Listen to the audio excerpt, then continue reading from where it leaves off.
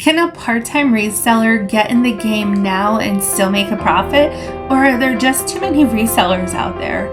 Stick around to find out.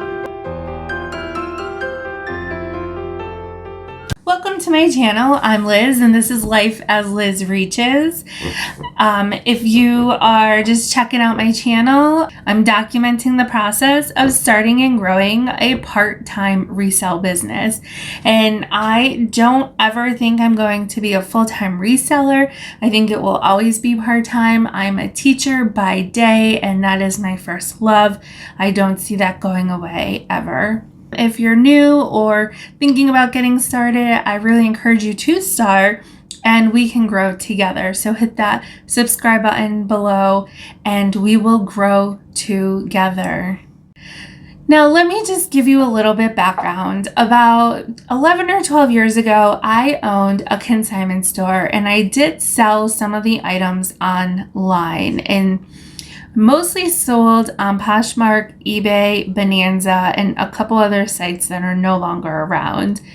So although I do have experience with reselling, because I'm just starting this in 2020 as my part-time business, I am still calling myself a new reseller for a few reasons. So much has changed in the last better part of a decade that I do feel like I have to relearn how to do reselling all over again, especially when it comes to shipping in eBay, which I'll get into later. And the other thing is, I focus solely on plus sizes. And so now, in order to make sure I have a sustainable business, I feel I need to reach beyond women's plus size clothing. And so that is very new for me. As a plus size woman, I shop in the plus size section. So I am not familiar with so many brands because I just don't buy them. I never have. And I also am new to children's clothing because I don't have any children that are humans. And I do know some children's clothing because I have an awesome nephew who's 4 and a new niece. And so I am familiar with some children's clothing, but it's also an area I'm still learning. I'm also new to men's clothing. Although I shop for my husband, anything beyond like men's loungewear, I'm really not familiar with. So I do feel that I'm very new to many aspects of reselling. February of 2021 was my second month reselling as a part-time business. And I do want to make a note here that my school district has been 100% virtual since March of 2020, obviously because of the pandemic. Recently, they decided to offer some evening classes for students who had difficulty accessing the internet during the day or getting onto their classes for various reasons. And so I did sign up to teach those evening classes. So teaching evening classes has taken me away from reselling a little bit, and my goals for February just were not met at all. I didn't even come close to meeting my goals. It wasn't like I didn't have something else to supplement my income or a good reason to keep me occupied. So although I didn't achieve my February goals, I am still okay with that. I am happy to teach night classes as long as they continue. Returning to school is so up in the air right now. When and how and all the details are so unknown. So who knows if this will only continue for a few more weeks or a few more months. Let's get to the real reason that you are here. You are not here to hear about me teaching or my cat not being happy because she can't sit on the desk. You are here for my numbers. Let's take a look at how I did in my second month as a part-time reseller. All right, so my notes here and over here are my numbers. So I'm going to be looking at both of my screens and you guys are on this side. So please forgive me for not looking directly at the camera. All right, so I have, at the end of the month, 285 active listings. I don't remember where I was at the end of January, but I do recall I listed maybe 50 to 100 items. I can't remember, and I got so busy with work, my full-time job, that I didn't really track this number. I think my goal was to be at like 500, which I'm nowhere near.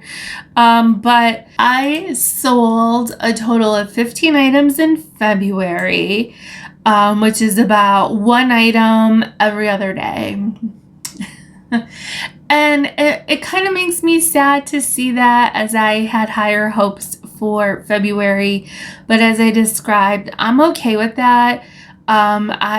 I'm doing what I can do with the time that I have. My highest item was this Lululemon Hello Aloe sweater in this lilac color. I was really excited to find that at the bins. I dug into the bins and I could just feel the softness of the fabric. It didn't have a tag in it, and it didn't have the little Lululemon emblem, which in the stock photos is like a goldish piece of metal or whatever, plastic, probably metal, I guess, sewn onto the fabric, so that was not on it. It did take some research, but I did discover it was Lululemon, and it retailed something like $120, and I got it for $1 at the bins. So I was very happy to accept an offer for $33. My quickest sale took 2 days. It was an Aeropostale pink puffer vest. And so I was really happy about that. I did take a gamble on it. Again, it was something I think I got at the bins.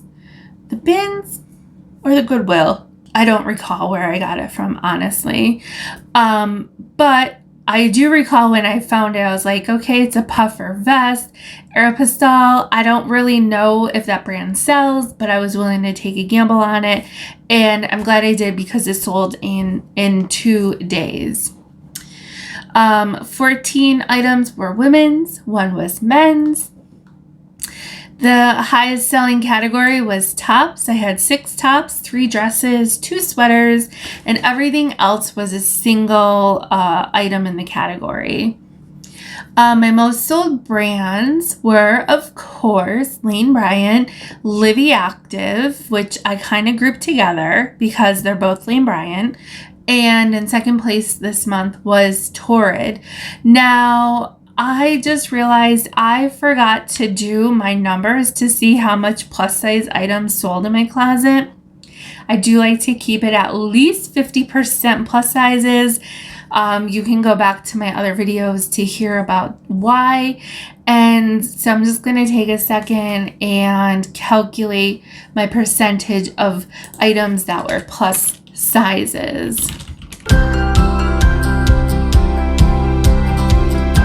Quick calculation there. 53% of my sales in February were plus size items. So I'm really happy with that. I try to keep 50% or more plus size items in my Poshmark closet, although I do have other sizes and other categories besides women's. I do want to still focus on those plus size items. The new to me brands were Cabana Life. It was a UV swim shirt, new a tag I picked up at the bins for $1. It sold for something like $25. The Aeropostale vest was also new. I knew that brand. I just didn't know if it was going to sell. And then also this Rose Gale. I don't know if this is like an Amazon China brand or something, but it's something that I had in my closet. I bought it at a consignment store, fill-a-bag sale, maybe like a year and a half ago, and so it's been sitting around for a while. You may have all been curious about my sales from February, but I certainly know that everybody wants to know how much money did I actually make. So let's take a look. I had a total of $242 in total sales in February. The total cost of the items that sold came to $52.50. So I was looking at an average cost of goods, and for this particular month, whether I go with my average cost for goods, which is around $3.40 an item, or if I look at the actual cost of goods, it comes out to about $52.50. And there goes my kitty cat. Nope, just kidding. She wants to be on the other side of my desk. Come on. Nope, go back over here. There you go. So if I deduct that and deduct the $9.84 I paid in shipping, $9.84 in shipping fees, that is from offers to Likers and Poshmark, and I paid $52.55 in Poshmark fees, that's their 20%, leaves me with $127.11. I also like to include and deduct my mileage, so that includes gas and wear and tear on my car. So this month from sourcing, I drove a total of 66.2 miles, and at 56 per mile, which I got from my my state's labor website, that they recommend 56 cents per mile if you're deducting mileage on your taxes for being self-employed, comes out to about $37.08. I am left with $90.03 total profit. Yeah, that makes me feel like I did a whole lot of work and got paid very little, which is true. I think I did a lot of work, and that $90 does not reflect a very, it's just not that much money. However, I am growing a business, and I also stepped away from my business to do the nighttime evening classes. So I'm okay with that $90. I am taking that $90 and I'm reinvesting it into my business. So that's sourcing, poly mailers. I might get the app that Becky Park was just talking about recently, the photo room app. So I might buy that. I'm not sure. I was looking at the dashboards by Sarah Stiles, and I'm not exactly sure which one I want to go with first. But I think they were in the neighborhood of like $35 or $40 each. So I'm just going to take a look and see what I want to do for March and which of those investments is going to best serve me now, and then save the next one for maybe April or May.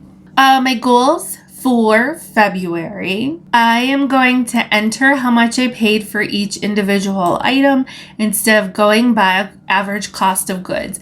I'm still going to track the average cost of goods, but I want to more closely look at how much profit I'm getting on each item and by brand.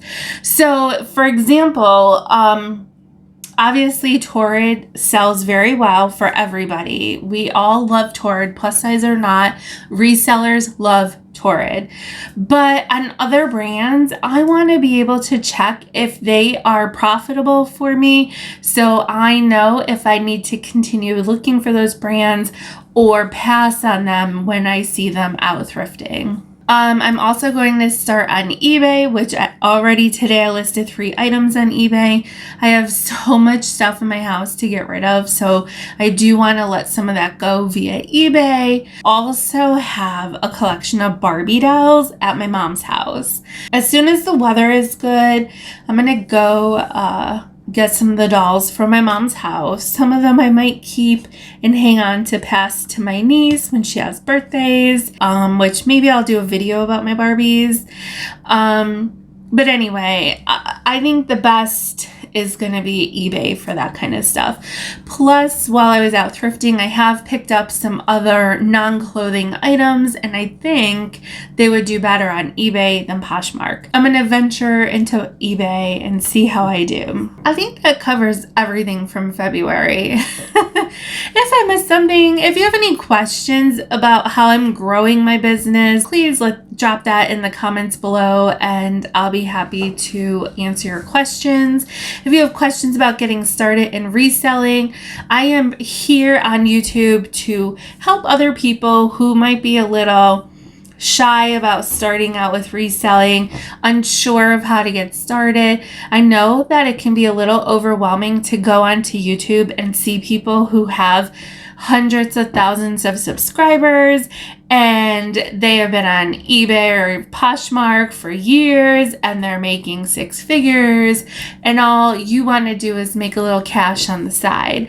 So I am here for you. I am here for you, and I hope you'll be there for me by subscribing to my channel, giving it a thumbs up, and I will see you guys in the next one.